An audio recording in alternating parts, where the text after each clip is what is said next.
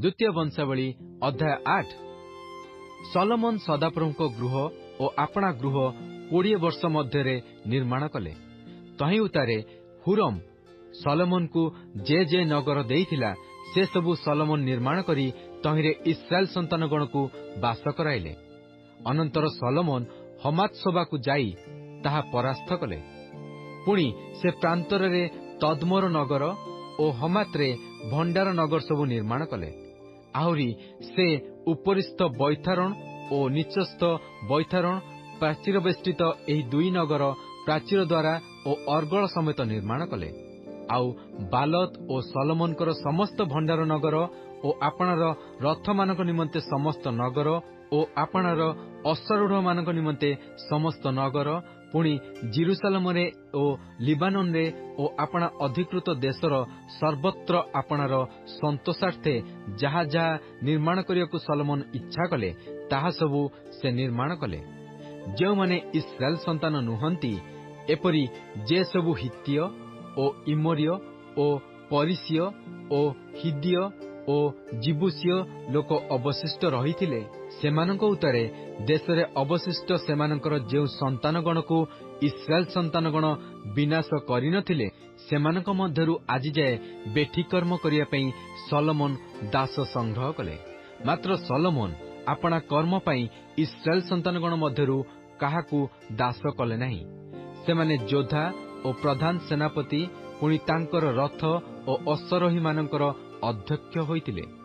ଆଉ ଏମାନଙ୍କ ମଧ୍ୟରୁ 250 ଜଣ ସଲୋମନ ରାଜାଙ୍କର ପ୍ରଧାନ ଅଧ୍ୟକ୍ଷ ଥିଲେ। ଏମାନେ ଲୋକମାନଙ୍କ ଉପରେ କର୍ତ୍ତୃତ୍ୱ କଲେ। ଏ ଉତ୍ତାରେ ସଲୋମନ ଫାରୋର କନ୍ୟା ନିମନ୍ତେ ଯେଉଁ ଗୃହ ନିର୍ମାଣ କରିଥିଲେ, ସେହି ଗୃହକୁ ଦାଉଦ ନଗରରୁ ତାହାକୁ ଆଣିଲେ। କାରଣ ସେ କହିଲେ, ଆମ୍ଭର ଭାର୍ଯ୍ୟା ଇସ୍ରାଏଲର ରାଜା ଦାଉଦଙ୍କର ଗୃହରେ ବାସ କରିବ ନାହିଁ।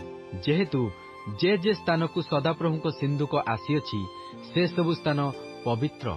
ତେଣୁ ସଲୋମନ ବରଣ୍ଡା ସମ୍ମୁଖରେ ସଦାପ୍ରଭୁଙ୍କର ଯେଉଁ ଯଜ୍ଞବେଦୀ ନିର୍ମାଣ କରିଥିଲେ, ତହିଁ ଉପରେ ସଦାପ୍ରଭୁଙ୍କ ଉଦ୍ଦେଶ୍ୟରେ ହୋମବଳି ଉତ୍ସର୍ଗ କଲେ। ସେ ମୋଶାଙ୍କର ଆଜ୍ଞା ପ୍ରମାଣେ ବିଶ୍ରାମ ବାରରେ, ଅମାବାସ୍ୟାରେ ଓ ବର୍ଷକେ 3 ଥର ନିରୂପିତ ପର୍ବରେ, ଅର୍ଥାତ୍ ତାଡ଼ିଶୂନ୍ୟ ରୋଟିର ପର୍ବରେ, ସପ୍ତାହର ପର୍ବରେ ଓ ତମ୍ବୁବାସ ପର୍ବରେ ପ୍ରତି ଦିବସର କର୍ତ୍ତବ୍ୟତାର ପ୍ରୟୋଜନାନୁସାରେ ବଳି ଉତ୍ସର୍ଗ କଲେ। ଆଉ ସେ ଆପଣା ପିତା ଦାଉଦଙ୍କର ବିଧାନାନୁସାରେ ଯାଜକମାନଙ୍କ ସେବାକର୍ମାର୍ଥେ ସେମାନଙ୍କର ପାଳି ନିରୂପଣ କଲେ ଓ ପ୍ରତି ଦିବସର କର୍ତ୍ତବ୍ୟତାର ପ୍ରୟୋଜନାନୁସାରେ ପ୍ରଶଂସା ଓ ଯାଜକମାନଙ୍କ ସମ୍ମୁଖରେ ପରିଚର୍ଯ୍ୟା କରିବା ନିମନ୍ତେ ଲେବୀୟମାନଙ୍କୁ ଆପଣା ଆପଣା କାର୍ଯ୍ୟରେ ନିଯୁକ୍ତ କଲେ। ମଧ୍ୟ ଦ୍ୱାରପାଳମାନଙ୍କୁ ସେମାନଙ୍କ ପାଳି ଅନୁସାରେ ପ୍ରତ୍ୟେକ ଦ୍ୱାରରେ ନିଯୁକ୍ତ କଲେ, କାରଣ ପରମେଶ୍ୱରଙ୍କ ଲୋକ ଦାଉଦ ସେପରି ଆଜ୍ଞା କରିଥିଲେ। ଆଉ ସେମାନେ କୌଣସି ବିଷୟରେ ଅବା ଭଣ୍ଡାର ବିଷୟରେ ଯାଜକମାନଙ୍କ ପ୍ରତି ଓ ଲେବୀୟମାନଙ୍କ ପ୍ରତି ରାଜାଙ୍କର ଆଜ୍ଞା ଅନ୍ୟଥା କଲେ ନାହିଁ। ସଦାପ୍ରଭୁଙ୍କ ଗୃହର ଭିତ୍ତିମୂଳ ସ୍ଥାପନ ଦିନକୁ ଓ ତହିଁର ସମାପ୍ତି ପର୍ଯ୍ୟନ୍ତ ସଲୋମନଙ୍କର ସମସ୍ତ କାର୍ଯ୍ୟ ପ୍ରସ୍ତୁତ ହୋଇଥିଲା। ଏହି ରୂପେ ସଦାପ୍ରଭୁଙ୍କ ଗୃହ ସମ୍ପୂର୍ଣ୍ଣ ହେଲା। ସେତେବେଳେ ସଲୋମନ ଇଦୋମ ଦେଶର ସମୁଦ୍ର ତୀରସ୍ଥ ଇତ୍ସିୟନ ଗେବରକୁ ଓ ଏଲତକୁ ଗଲେ।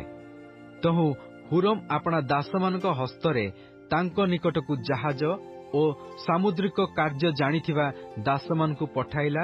ପୁଣି ସେମାନେ ସଲୋମନଙ୍କର ଦାସମାନଙ୍କ ସଙ୍ଗେ ଓଫିରକୁ ଯାଇ ସେଠାରୁ ସଲୋମନ ରାଜାଙ୍କ ନିକଟକୁ 450 ତାଳନ୍ତ ସୁନା ଆଣିଲେ।